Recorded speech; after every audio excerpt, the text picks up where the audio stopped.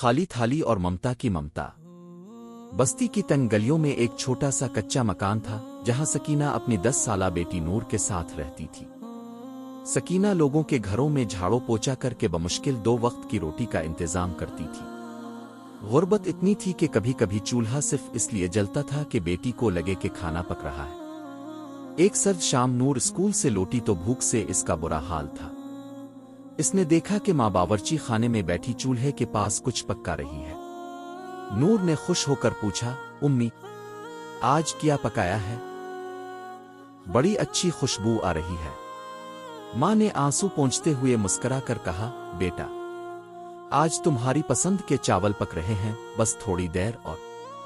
وقت گزرتا گیا، اندھیرا چھا گیا لیکن کھانا تیار نہ ہوا۔ نور بھوک کی وجہ سے وہی ماں کے پہلو میں سر رکھ کر سو گئی۔ جب آدھی رات کو نور کی آنکھ کھلی تو اس نے دیکھا کہ ماں ابھی تک چولہے کے پاس بیٹھی رو رہی ہے۔ دیگچی میں صرف پانی اور چند پتھر ابل رہے تھے تاکہ بیٹی کو لگے کہ کھانا بن رہا ہے اور وہ اسی آس میں سو جائے۔ نور نے ماں کا ہاتھ پکڑا اور کہا، امی اب مجھ سے جھوٹ کیوں بولا؟ میں بھوکی سو سکتی تھی پر اب کی یہ آنسو نہیں دیکھ سکتی۔ سکینہ نے اسے گلے لگا کر کہا، میری بچی، ایک ماں سب کچھ سہ سکتی ہے پر اپنی اولاد کا خالی پیٹ اسے جیتے جی مار دیتا ہے۔ میرے پاس تجھے دینے کے لیے محل نہیں، بس یہ تھوڑی سی ممتا ہے۔ برسوں گزر گئے، نور پڑھ لکھ کر ایک بڑے مقام پر پہنچ گئی۔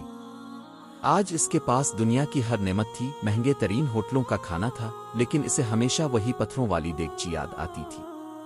وہ اپنی بوڑھی ماں کے ہاتھ چوم کر کہتی، امی اب کے اس جھوٹ نے مجھے سچ مچ کا انسان بنا دیا۔